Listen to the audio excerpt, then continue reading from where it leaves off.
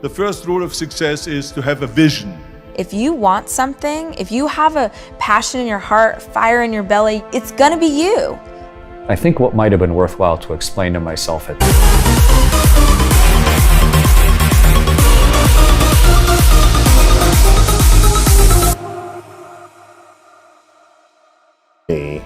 a way that they are empowered by what I taught them. You're sitting at home and freaking. Obviously, it's you. It's only gonna be you, because outside motivation can only last for so long. Listen to me, once you realize who you are, you stop operating in desperation. Look at how amazing it is that entropy and evolution can combine together to yield these kinds of cogitating structures that only exist on the cosmic timeline for a mere moment, but we are that moment. If you do feel that maybe something has enlightened you a little bit, or if you've had a thought that most people have not, do you just have a secret smile, or do you try and maybe share it with someone you love, or write it down, or take a picture? I want to teach you how to think about the world, and then you say, I have a new way to understand the world, and you just run off, you don't even look back. You see, if you don't have a vision of where you go, and if you don't have a goal where you go, you drift around and you never end up anywhere. This means you can do what I've done. You can have this life. You can be happy in your career and your family. So here's my big problem with a lot of y'all, is your belief system is off. And if you want the world to know your name, well then I applaud you. I really do. The world needs you. Any of us, I think, should want the world to be a little better off for you having lived in it. And I think shared understanding is what empowers us more than anything.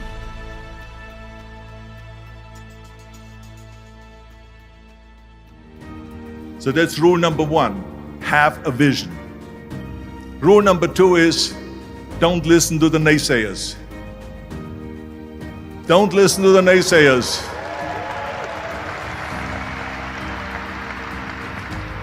Everything I ever did, the thing that I heard out of people's mouth was, that's impossible. That can't be done. Or no. That is exactly what I heard, and of course I proved to the people that it can't be done. So whenever someone said to me, it can't be done, I heard it can be done. When they said no, I heard yes.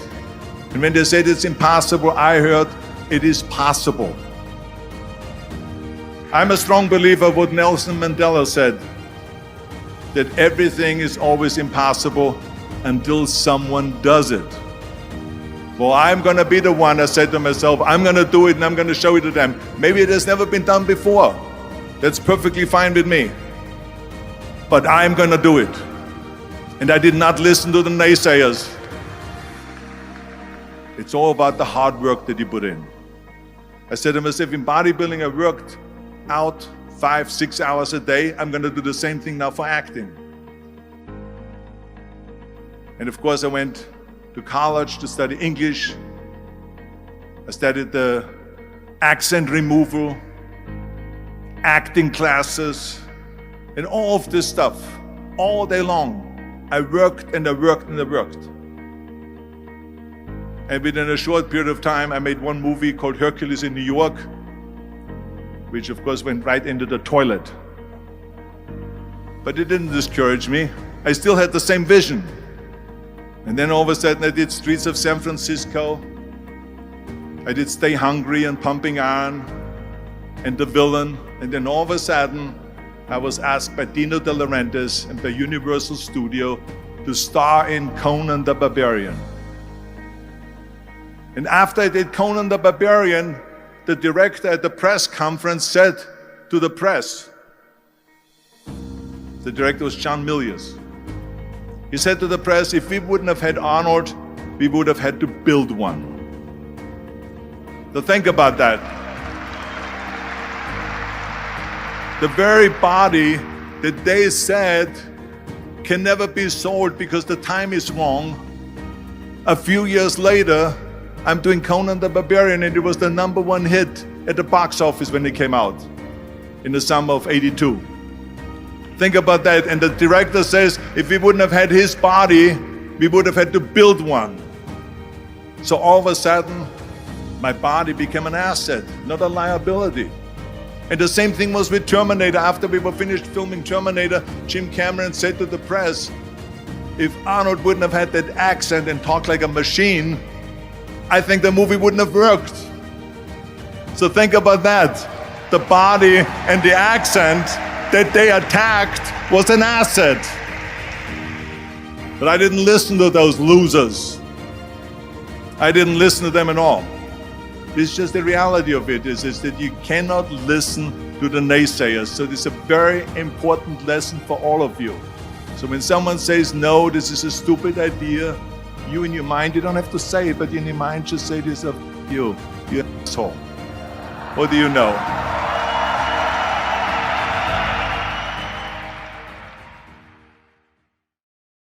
Listen to me. Once you realize who you are, you stop operating in desperation. You stop saying yes to stuff you ain't supposed to be saying yes to. So here's my big problem with a lot of y'all is your belief system is off. Like everybody can see how sweet you are. People are commenting on, well, you could do this and you could do that, and you the only one ain't caught up with it yet. Gee, why you always on beast mode? I'm shocked more people are on beast mode. There are people who living from check to check and they comfortable. It's the weirdest thing to me. I'm like, boo, you broke. And you broke on several levels. We're not talking about Sally Mae. You still owe your grandma. We're talking about you need to cash your grandma out.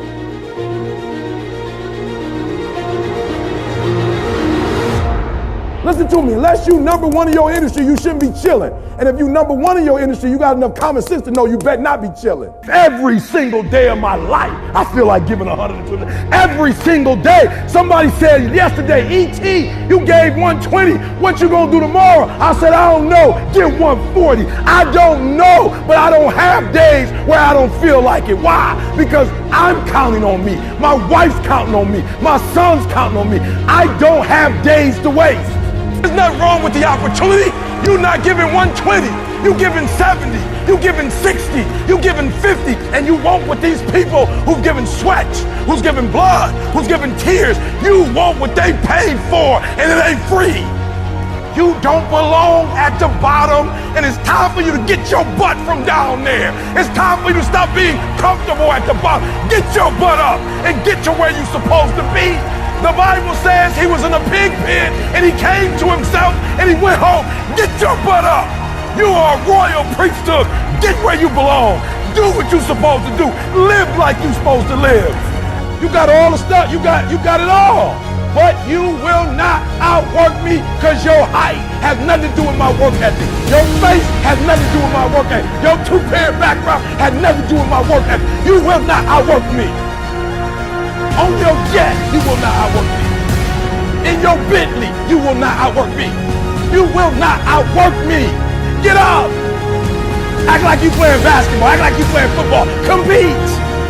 That's what bothers me. Many of y'all are not competing. I need effort. Compete. Go to class. I just left the school telling these kids, act like you playing football. Go in that doggone classroom. Compete. Many of you have lost your competitive edge. Get your competitive edge back. I'm not against no other motivational speaker. I'm just competitive.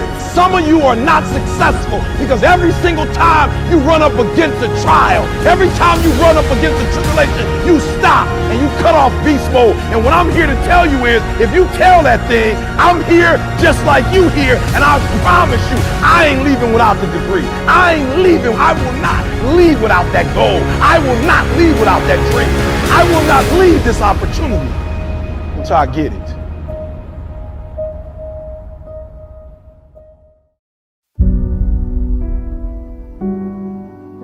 Why is it so important to get up early? Some of y'all don't want it. That's why you ain't got it. I don't sleep when I'm tired. I sleep when I'm done. The average millionaire wakes up at 4 a.m. So it started off 4 o'clock in the morning where I'd start with my cardio, then I'd have breakfast, and then I would go to the gym, and then I'd go to work. Some of y'all have no idea what 4 a.m. looks like. Why would you not wake up at 4:30? Because you're too busy sleeping in. I'm pretty sure I wake up earlier than all of you. We don't sleep when we're tired. We sleep when we are too busy hitting the snooze button multiple times. Excuses sound best to the person that's making them up. And if we can really be honest, some of y'all don't even go to bed until about 4 a.m. If you can get up before the rest of the world is awake, right? Before the enemy's awake, you can get so much done. You're so much more productive. Stop feeling sorry for yourself. Wake your ass up. And then they ask me, well, why are you up so early? Take responsibility to make your life happen. Awaken the beast inside. Wake up at 4 a.m. So I begin to tell myself, there must be a reason. When you have something to do, when you have someone to love, when you have something to look forward to, when you get up in the morning. See, people who have something to look forward to don't need an alarm clock because they have a reason for being.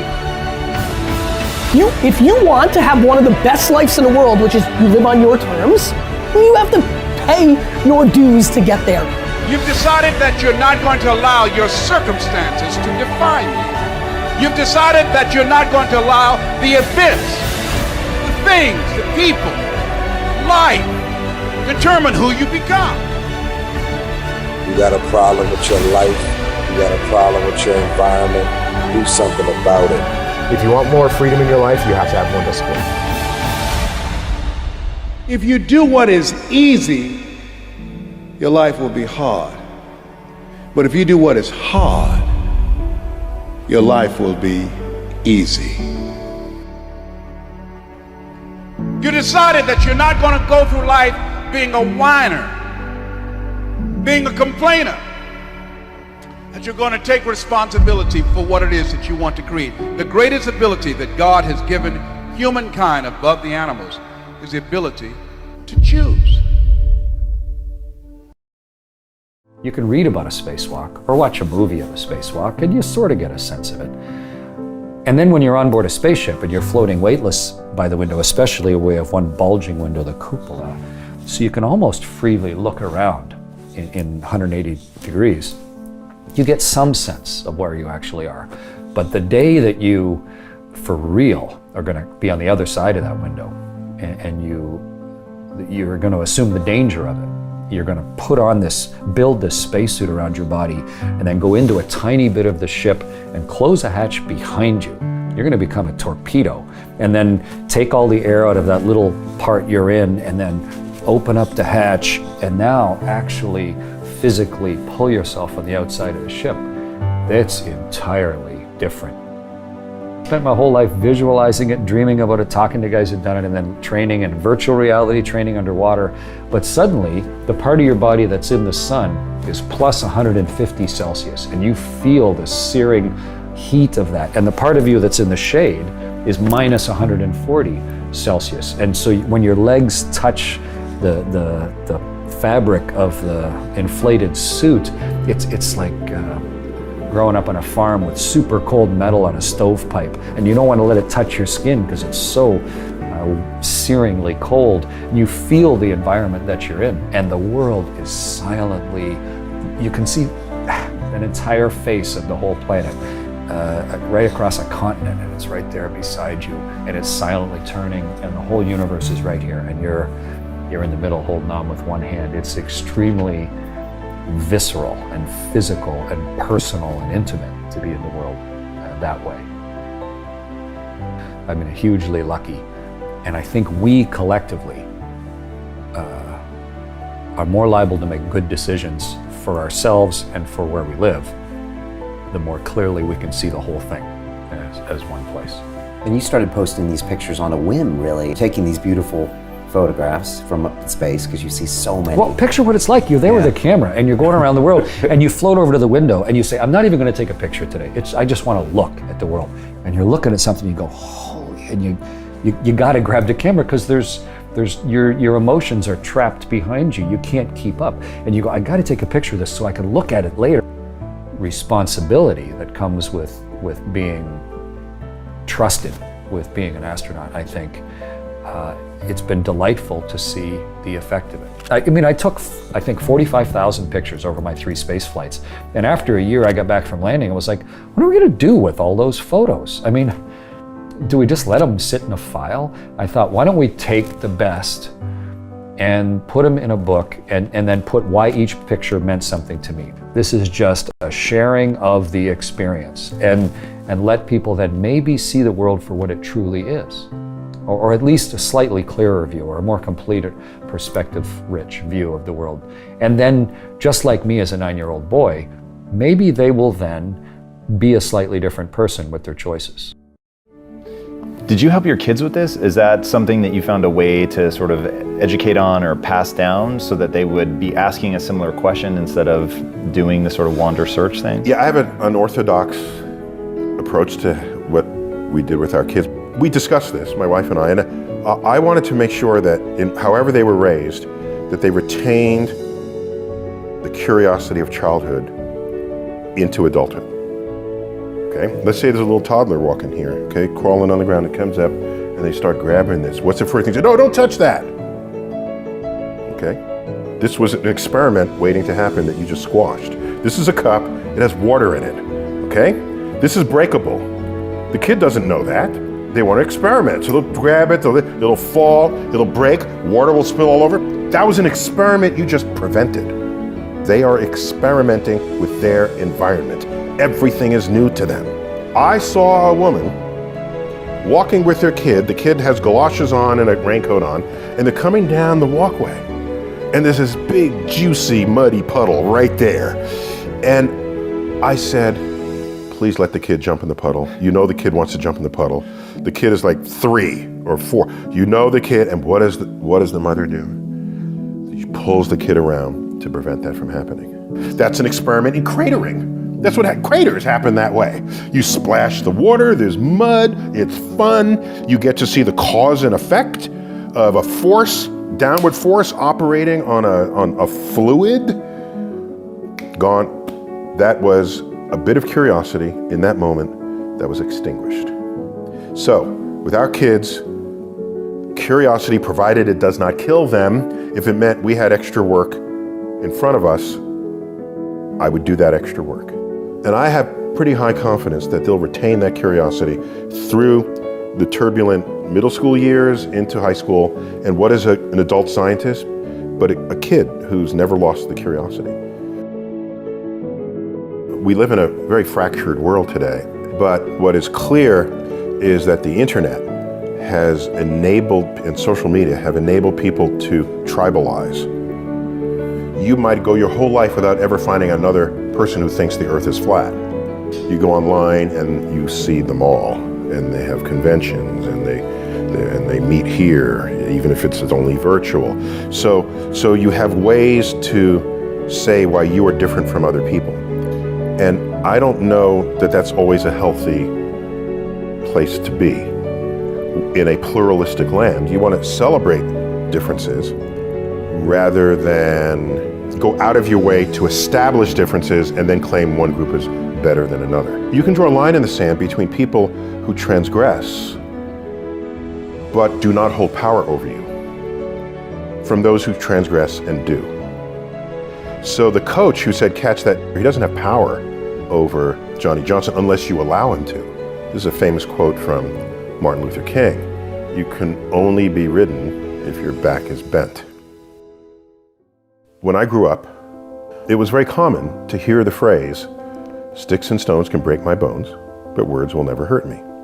You recited this. This is what you were told when you came home, when you said, oh, you know, this bully called me a name, and sticks and stones can break my bone, but words will never hurt me. And so this was an inoculation against hate speech, really, against just evil people, just nasty people. You were able to develop a system of defenses against unpleasant people out there. And I haven't heard that phrase in a long time. What I think has happened over the years is we came to learn as a civilization that words can be hurtful. I don't have a problem with that. This is an enlightened new place to understand the role of our emotional state and how it interacts with our world around us. That's an advance in in mental health. What I see on the flip side of that coin, however, is people are less able to deal with the very same people who are around today who were around back then, who are calling you names, the people who might be bullying you on the internet by saying things about you. I don't know that we have how to defend against that now other than seeing a counselor for your emotional state. I can say from the era in which I grew up, I don't give a rat's ass what you say to me, okay? Unless you are between me and some goal, then I'll have to navigate that some way. If there's a racist person or sexist person or a person with some kind of cultural bias, I want to know that actually. I don't want them to hide that. I want you to say everything you want to say. Then I'll say, okay, that's who you are, that's how you're thinking. So now what do I need to do because you're in my way? Do I dig under you, go around you, leap over you? Or do I go this way and then come out the other side? Yeah, it's longer, it's more effort, it's more energy, but on some level it's sort of same shit, different day. I think we should all get as high grades as you can. But if you don't get the highest grades possible, no one should be standing in judgment of that.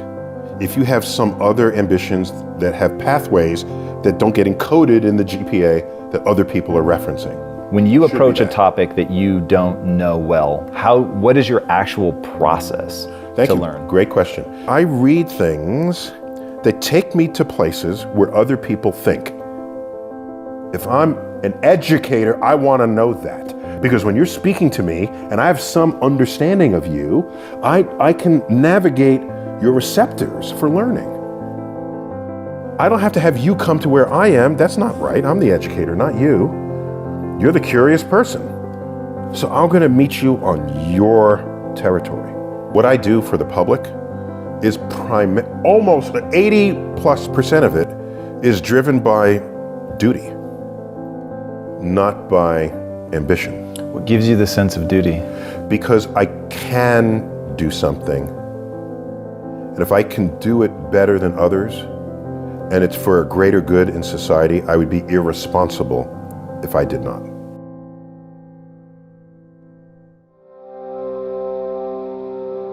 If people can get that, I hope to give that to my kids. Like, if you want to be an astronaut, why wouldn't you? If you want to be the president of the United States, why wouldn't you?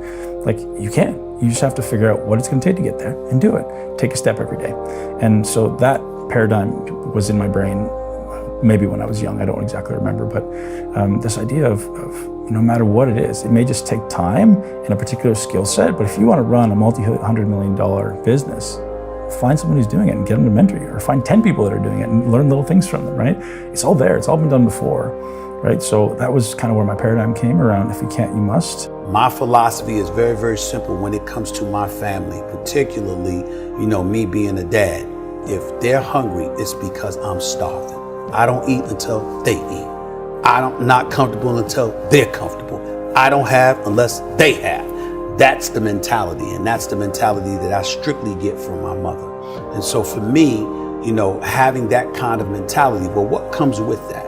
What comes with that is a certain work ethic that you have to put forth. It's easy to slip back into, I'm not going to push myself, because when people blow smoke up your ass constantly, 24/7, 365, it's a good feeling, Even the most vigilant, high-performance person will be subjected absolutely. to that. You've seen that. That's why guys like Gates, the late Steve Jobs, Elon, they don't hang. Eagles fly alone. When it's hard for the birds that are flying at 10,000 feet to blow smoke up your ass when you're at 25,000 feet.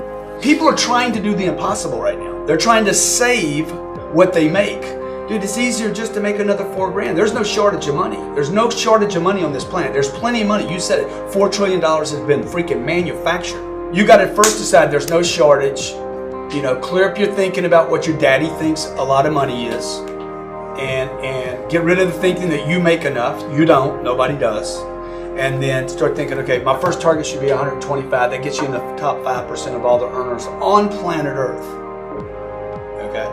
If you earn 125 grand a year, it's $10,000 a month. Top 5% planet Earth. Planet Earth, bro. You're on top. You're at the party now. At least you've been invited to the party of prosperity on planet Earth. I'm not talking about money, man. I'm talking about taking care of your kids.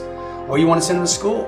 You're going to have to buy a car. You probably need a house at some point. You need clothes. You got to have food. You're going to have an emergency. You need some freaking dough. Yeah. I'm not talking about money, right?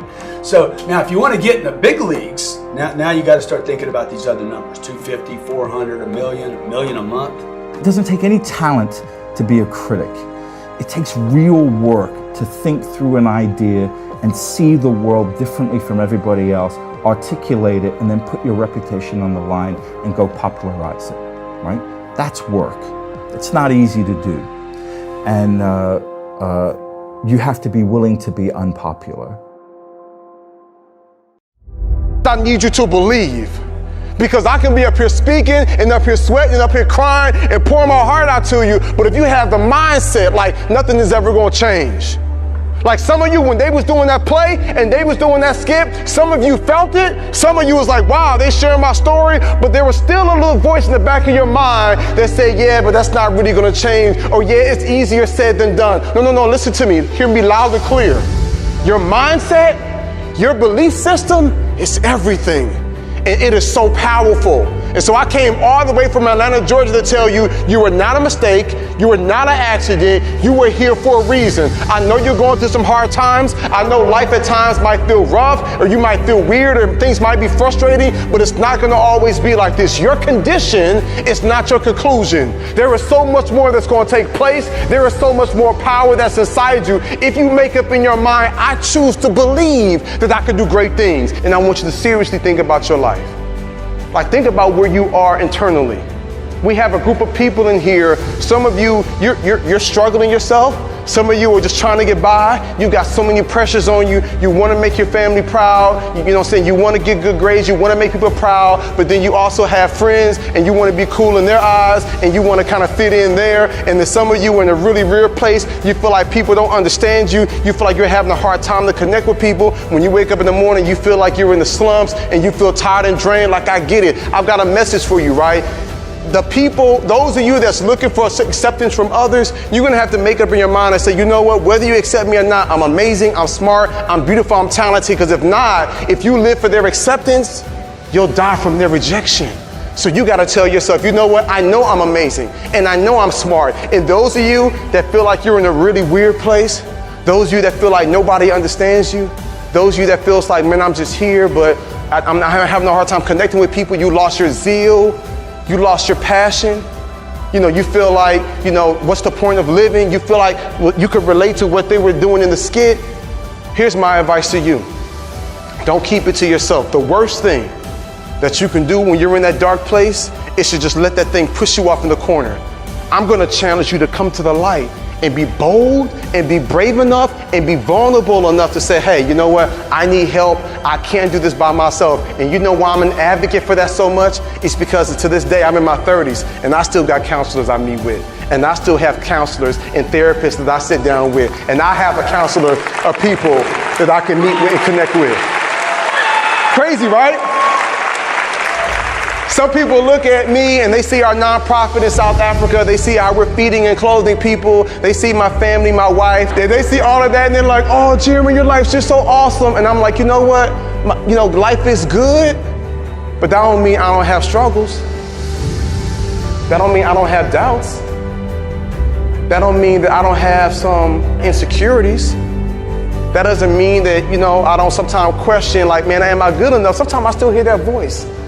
Sometimes I go back to like being that little boy in the hallway that ever heard that teacher tell my mom that I wasn't high school material. Then I have to remind myself like, no. That's not true. I am that. I can do that. I can achieve that. Sometimes I have to remind myself, what am I telling you? Like, life can be hard, life can be rough, but there's something special and there's something powerful about the human mind and about the human spirit and about the human will when you tell yourself, I won't give up, I won't surrender, I won't quit. I'm gonna show up every single day and do the best that I can. And here's the beautiful thing about you, is while you're going through your process and while you're trying to navigate these waters and while you're still, trying to tweak some stuff within yourself, you still got the power to save somebody else's life. You got the power to speak up for others. You got the power to be the voice of reason for someone who might be on the verge of doing something they shouldn't do. You have the power of saying, hey, I saw this going on. I know this isn't right. You have the power to put your arm around somebody that might be in a really rough place. You have the power when you see that person sitting by themselves in the cafeteria, you slide over by them. Even if they make you feel like you're weird, that's fine, because they're gonna go home and they're gonna think like, wow, somebody actually saw me. Somebody actually sat by me. Like, you have the power to compliment someone and say, hey, I like those kicks, or I like your hair, or I like your style. Like, you have the power to brighten somebody's day. Your words are powerful. Your energy is powerful. And so I don't want you all to think that you have to have it all together and everything for you has to be perfect in order for you to be a leader. No, no, no, no, no, no. You can make an impact. You can make a difference. You can save somebody's life right now by you just being unapologetically you, and you walking in that calling, and you speak life, and you affirm, and you let others know, I see you, and I'm with you, and I got your back, and you're not by yourself, and I will hold your hand as you go throughout this journey. And even though I'm struggling, I don't mind fighting on behalf of you, and we're gonna figure this thing out together. And I just sat in meetings all week with really big companies and people, and they would say, like, what does the future look like for you? Like, what is, and years ago I would be like, oh, I don't know, you know, we'll see what happens. And now I'm like, Oprah. Like, if Oprah and Ellen had a baby, someone who can make you laugh and then also can challenge you to show up for your own life is, but I couldn't have claimed that 5 years ago or 10 years ago. I would have worried what everyone in this room thought of me, because who says that? What a douchebag. But I might still struggle with, you know, what you think of my hair or my writing style, but I certainly don't care what you think of me for having a dream. And I think that it's one of the things that cripples women most, is they have this desire on their heart, they want to pursue something for themselves, and they're too afraid of what other people will think. They're too afraid of what, like, Marissa from 8th grade is going to think of them for signing up for a half marathon.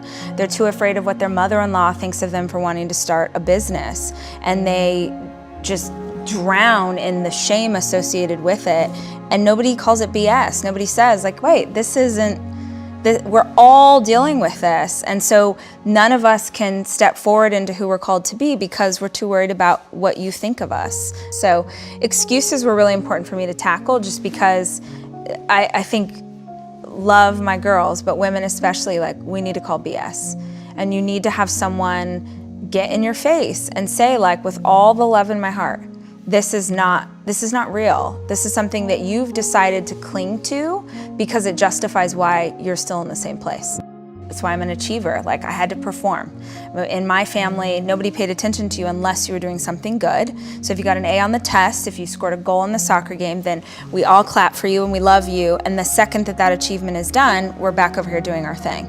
And what that teaches a child is that in order to get love, you better keep achieving. Now, I don't regret that, because, gosh, it's manifested into something really powerful as an adult. But so he asked that question, who'd you have to be? And then he says, and who else did you have to be? And I had never consciously had this thought, and it fell out of my mouth, small. So my dad was little girl, you don't know what you're talking about, little girl this, little girl. And he wanted you to be bigger than life when other people were watching, but he also believed that children should be seen and not heard. You, little girl, you better shut your mouth. So how do you carry that? How do you be as big and achieving as you can possibly be, and then shut up because nobody wants to hear what you have to say? And I found myself as a grown woman sitting there realizing that this had become my career. So I had, in the dark, like behind the scenes in a way that it wouldn't bother anybody, I'm building and dreaming and an entrepreneur and super proud of what I'm doing. But if you had asked me, what do you do? I'd be like, oh, I have this little blog. And it was, at the time, I'm like, by myself, it's over 6 figures. I was really proud of what I would, but I never said that. Family parties, oh, Rachel, she's just a little blogger, she's a little DIY. But I wouldn't claim what I was doing because I just thought I've got to be big and I've also got to be small. So understanding why I felt that way, and also making the decision as a people pleaser that I would no longer seek love from others in negative ways. And the only way I know how to do that is I'm going to be so filled with love myself. I'm going to be so filled with love for my in-laws, for my parents, for everybody else, that it doesn't matter if you love me back. I'm gonna love you so hard, it doesn't matter if you love me back. Because if I've got enough love for both of us, then I don't need to try and shape myself into someone new in order for you to approve of me. So those are two huge awarenesses that I came to. Many of us right now may be asymptomatic carriers of the virus. In many of us, it may never show any symptom. In some of us, it may show mild symptoms. In some of us, it may show severe symptoms. But in most of us, it may not show any symptom and it may just pass through us. But we could be giving it to somebody else whose life is at risk, somebody else who's far more vulnerable than us. So this is why, this is the time to prove what kind of a human being are you. First of all, are you a human? Are you fit to be called a being? Or are you just a creature? A creature of compulsions, or are you a conscious being? If you're a being, the most fundamental thing is you know how to be. If you know how to be, then social interaction is only by choice. If it's not necessary, you can keep yourself to yourself, and this is a great time. By not doing anything, you can feel hugely satisfied that you've done something wonderful for the world. How's that?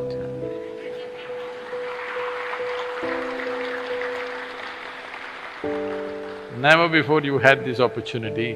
I've been talking to you for many, many years, but now you have this, that by doing nothing, you're doing great service to the world.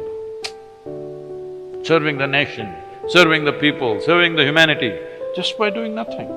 You will not get another opportunity like this, you must make use of this fully. I've been wanting to put on a depressed face, but my face is not cooperating. I think I'll get it in the next week.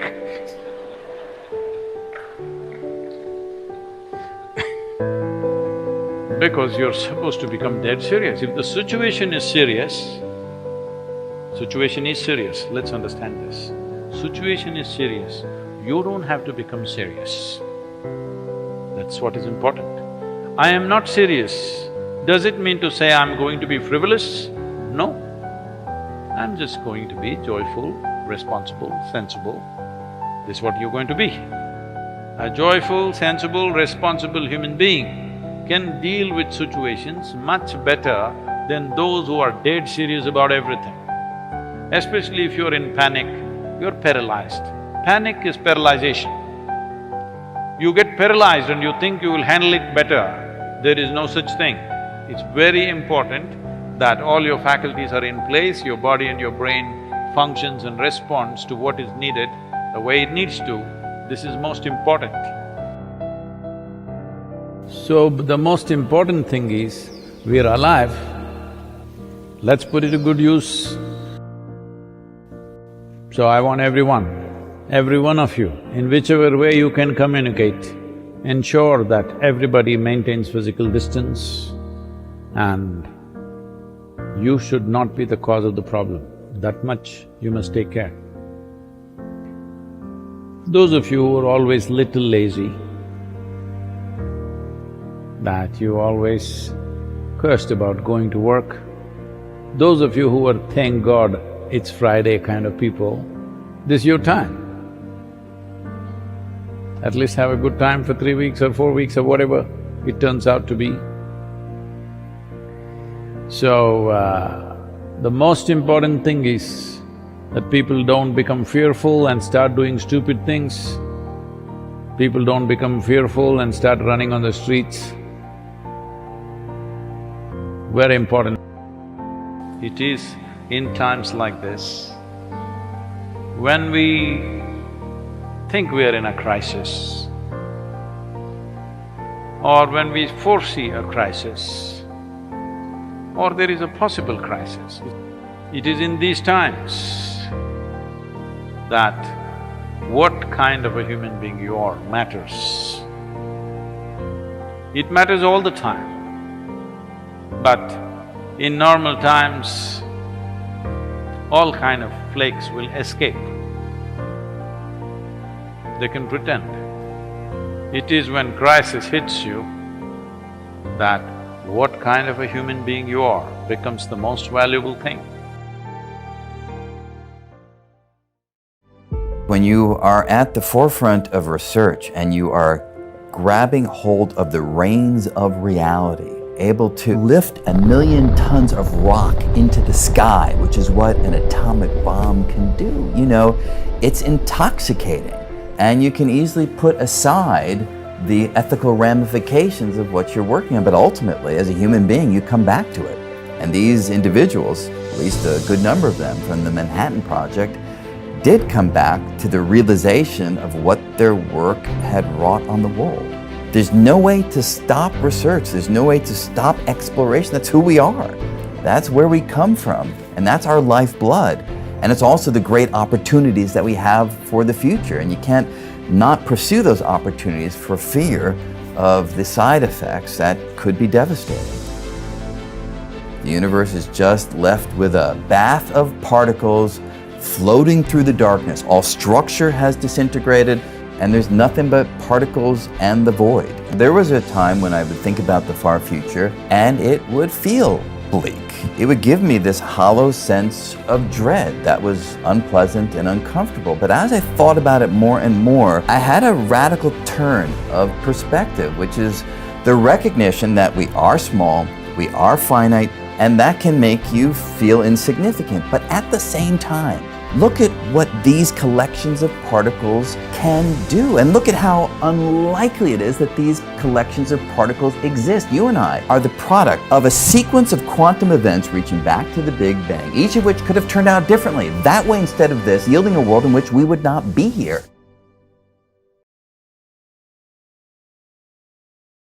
Fundamentally, as kids, we are scientists. We are curious about the world. Why does a kid smash things together, break things apart, to figure out what's inside and how it works? And there's a drive to really engage and understand things deeply. And what happens in the educational system is we kind of stamp out that insight, that curiosity, by virtue, I feel, of spending too much time on assessment and testing and quizzes as opposed to the big wondrous ideas. So when an audience member or member of the public has an opportunity to read a book or watch a Stephen Colbert where it's focused on big ideas, I think it reignites that childlike instinct to want to know that is inside of all of us. Our brain evolved to survive.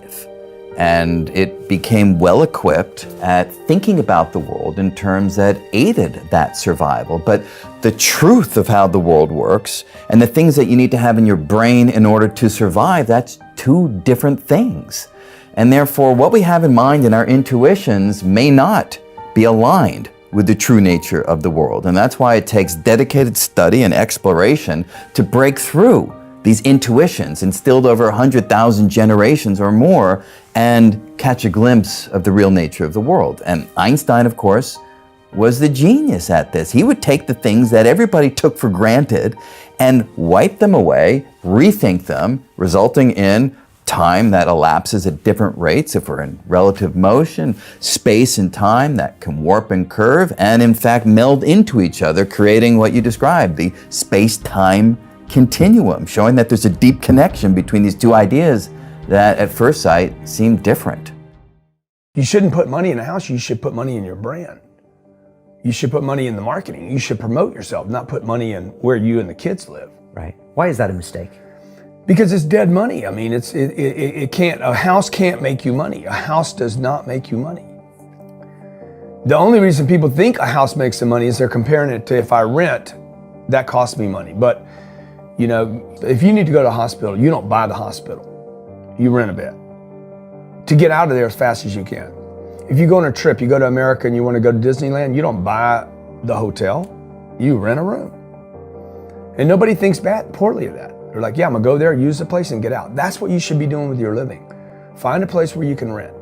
Pay rent monthly. Don't own the house. And take all the money that you would have put in that house purchase, down payment, use all that money to improve your business and yourself so that you can get more money. So I see so many people here like, I'm gonna invest 300,000 pounds in a house to hopefully make $30,000. Right. I'm gonna buy it for $300,000. Maybe I'll sell it for $600,000. I'll double my money. Fixed in one place, by the way, where no money comes to you. Money does not go to homes. Right, and that's a big thing on your career is moving locations, because people who stay in the same place get too comfortable. If you study wealthy people, they're mercurial. They're moving, they're mobile. Warren Buffett and Bill Gates do not talk about the home they live in. They talk about the places they're going to. They go meet money, they go meet wealth, they go meet connections. Listen to me very closely. You keep saying you ain't on the next level because of the economy. You keep saying you ain't on the next level because of racism. You keep saying you ain't on the next level because it ain't the season. You keep saying you ain't on the next level because they don't love you. You keep saying you ain't on the next level because the opportunity ain't there. The truth of the matter is that you ain't there because you ain't there. Some of you, you know what you want. You know what you want, but you are not personally willing to do the work it takes to get it. What you're trying to do is do what you've done on this level and get the next level. You're trying to do exactly what you're doing on this level. You're like, I'm getting up every day. I'm putting in 2.5. I'm putting in 3, and I'm not getting the opportunity. The opportunity might require 3.5. I'm lifting weights. I'm eating right, and I'm not getting the opportunity. It might require getting up and working out 3.5. It might require you saying no to your friends. It might require you changing your diet. It might require you moving to another city. Whatever it takes, you gotta be willing to do it, and you keep saying you're not there because of something else, because it's easier to blame somebody else. Because now you don't gotta do no work when you blame somebody else. Guess who gotta do the work? They gotta do the work. But guess who got the power? They got the power. So what I'm telling you to do, since you hate being told what to do, you're gonna have to fix yourself, since you don't like nobody else telling you what to do. If you could fix procrastination, what would your life be like? You understand what I'm saying? People like, E.T., I want to do what you do. No, you don't. I'm my own boss. When I worked at Michigan State, I had to be to work at 9 o'clock. When I work for myself, I get up at 3. When I worked at Michigan State, I get to leave at 5. When you work for yourself, you don't have no time when you get off. You don't get off. You stop when the work is done. If you work for yourself, you'd be asleep all day. You'd be like, I work for myself, I'm good, I ain't even getting up today. You know what I'm saying? I'm just taking a day off. I'm just being real. There are those of you who work for yourself, you don't even have a plan. You don't even have like a vacation package for yourself. You just get to get off whenever you want to. What kind of job is that? You can just take off when you want to? That ain't no real job. You ain't got no insurance. You ain't paying yourself. But when you had a job, you could get there for them when they wanted you to get there. Oh, you had to tell them when you was gonna be sick, when you want, but for yourself, you ain't gotta do nothing? That's why you can't blow up. You ain't got enough discipline to discipline you. I came today because I care about you. I came today because I love you. You gotta make it happen, and it is who you are. It has gotta be your focus. Every day, you gotta focus on it. I made it to the NBA because I couldn't get it out of my mind. I couldn't get it out of my face. I worked on it every day, all day. I became a motivational speaker. I'm no different than you. I'm not smarter than you. But let me tell you one thing I understand. I had to make it happen, and so can you. Until you become accountable, it's hard for you to move. I need you to own it right now. Because when you raise your hands in victory, I want you to own that too. But right now, we gotta make this move. What happened to you just now? I don't wanna hear about your challenges. We all got them. I don't wanna hear about your limitations. What? We all got them. I don't wanna hear about your haters. What? We all got them. In fact, if you don't have haters, your vision is too small. If you don't have haters, you ain't been thinking big enough. Haters are a part of the landscape to make it happen. So can I ask you a question? What are you working on right now? But if you're gonna make it happen, we gotta build it from scratch. All you gotta do is follow the recipe to success. The blueprint has already been set. Life is simple. if simple principles are applied. I'm gonna say that one more time. Life is simple if simple principles are applied. And I'm gonna break it down even further in just a moment. There's no shortcut to your success. There is absolutely no shortcut to success. An inheritance gained quickly will not be blessed in the end. Ain't no fast money, ain't no fast success. If it's fast, don't want it. If it's quick, run away. Success is like a slow drip. You already know what it takes to be successful. I just need you to believe. I just need you to buy in. I just need you to execute. You learned in the first grade what it took to be successful. You learned in the fifth grade what it took to be successful. You heard it over and over in high school, what it took to be successful. The key right now, you need to believe it. Today is the day that you become who you are destined to be. Today is the day that you become the person that people said you would never be. Today is the day that you find your purpose and you start to project yourself forward as you become the person that you were destined to be. Today is the day that come hell or high water, you'll come out swinging because your back is against the wall and you have no other choice but to move forward. You see, I'm telling you that because that was the day that I found my purpose. That was the day that I found my calling. Today is the day that you jump over the hurdle and that you choose to not allow fear to paralyze you. Because now is the time. Now is the opportunity for you to turn your dreams into a reality like never before. Because you can only do this. There isn't anybody else that can do it. You can. But you gotta believe in yourself. Do you have the ability to believe in yourself like never before? Do you have the ability to have the humility that when all the stars and all the things that align in your favor, can you be humble enough to step up to the challenge and not let the screams and the cheers get the best of you? Why am I telling you this? I'm telling you this because don't let it get to you.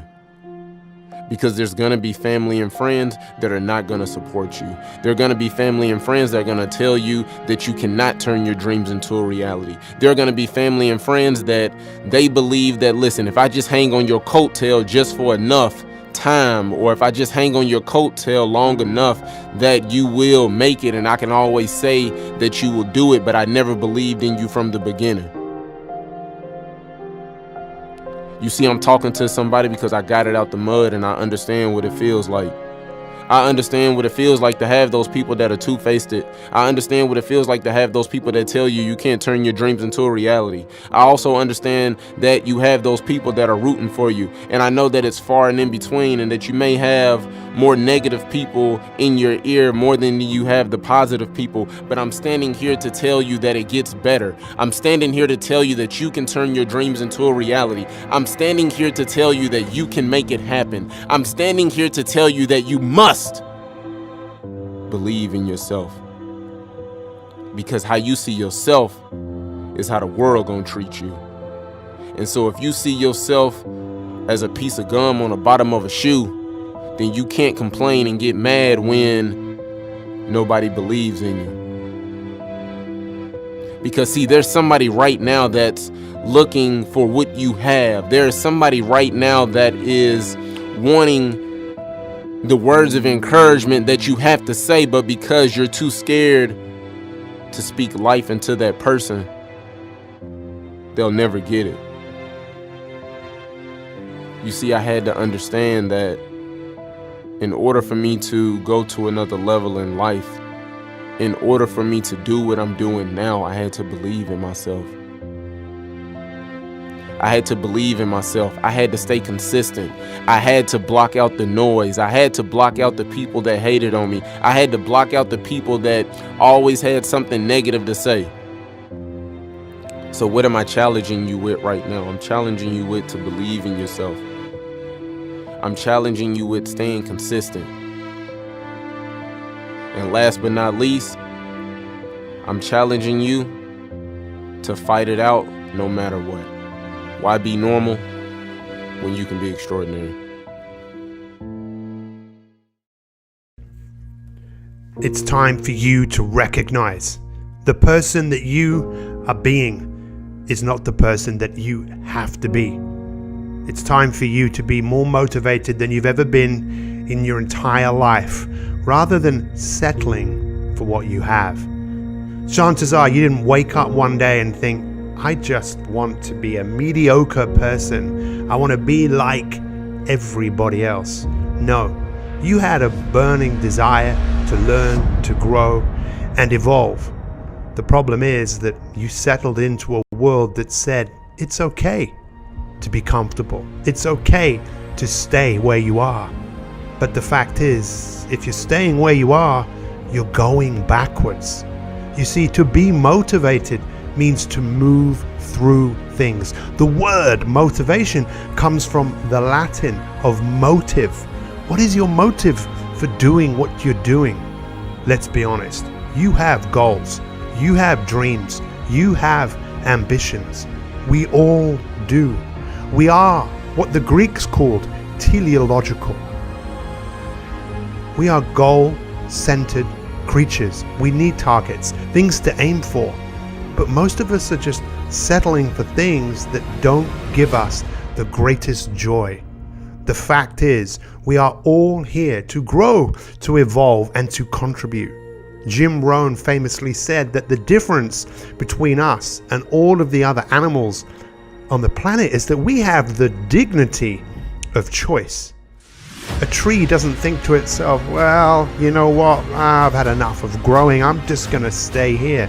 No, it does what it is meant to do. Every living soul, every living cell lives for one reason. It lives to grow, to express itself fully. Every day when we're not allowing ourselves to be who we are truly capable of being, there is a part of us that is dying.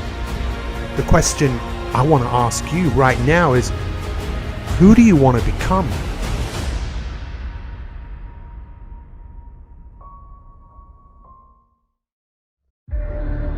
If you don't seize the moment will find someone else who will. I didn't come to just motivate you.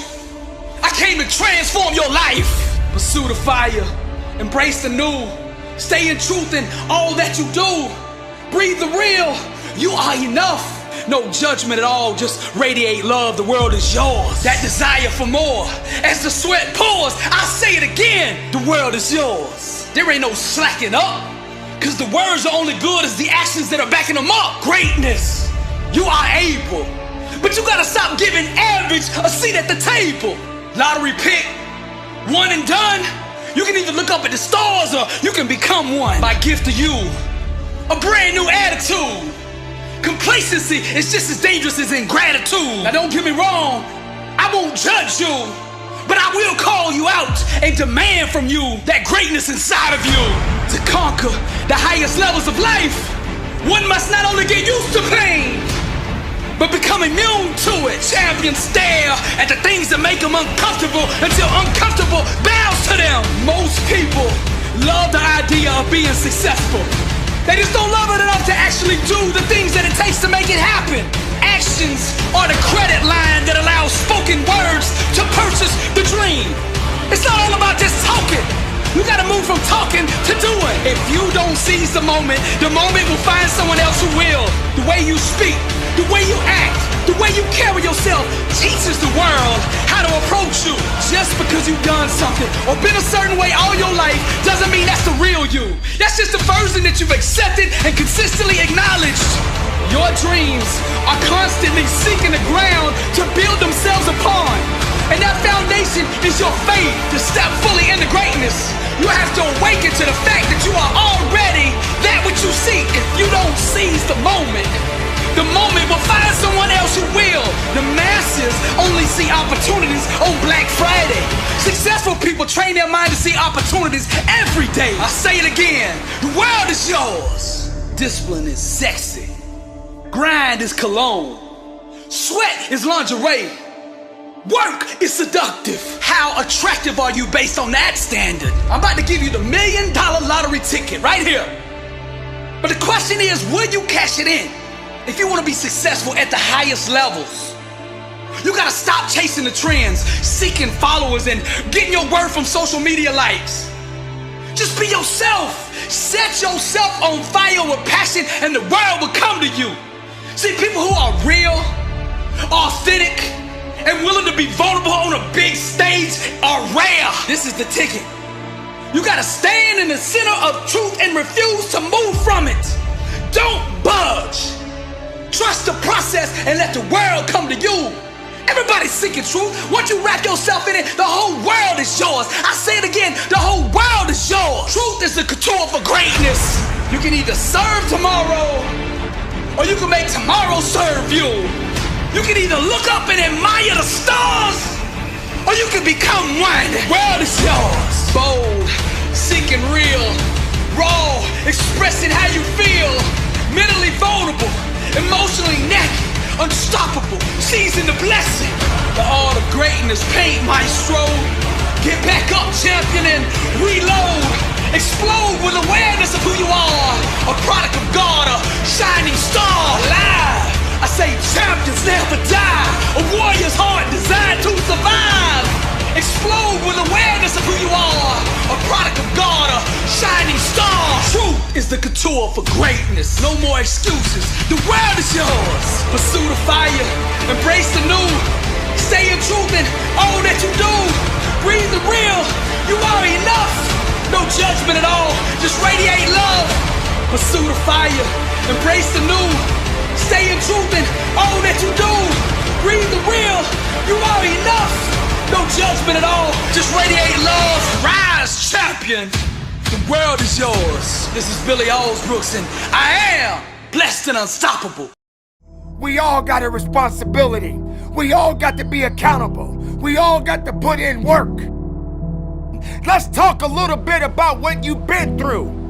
You had to experience some things that you did not understand. You had to experience some greatness. You had to experience some weaknesses. You had to experience things that no one can understand. But you are the one that has to be the one responsible to go through it. You were put on your back, and you probably thought that you didn't have the ability to come back. But you did. There were good times, and there were bad times. But yet, you are still here. You made it this far because something kept you going. Something kept you believing. Something helped you to understand that the fight was not over yet. And greater opportunities will be waiting for you. There are gonna be so many different things that you will embark on. There are gonna be so many different things that's gonna try to slow you down. There are gonna be so many different challenges that you must face. But instead of running away from the challenge, run towards the challenge. For this is your life that you are fighting for. This is your life that you are living for. And make no mistake, no one is gonna do you better than you. Don't wait for something to happen, you make it happen. It is time to rise and grind.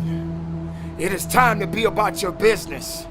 It is time to make certain sacrifices that many people will not make. You have to understand that this is a possibility that is waiting for you. You are the chosen one. You are the one that is willing to go up and beyond the limit that other people are not ready to go. You have to already be set and ready to start up, show up, and show out and do what is necessary to get to the level and go beyond it. How much are you really willing to give?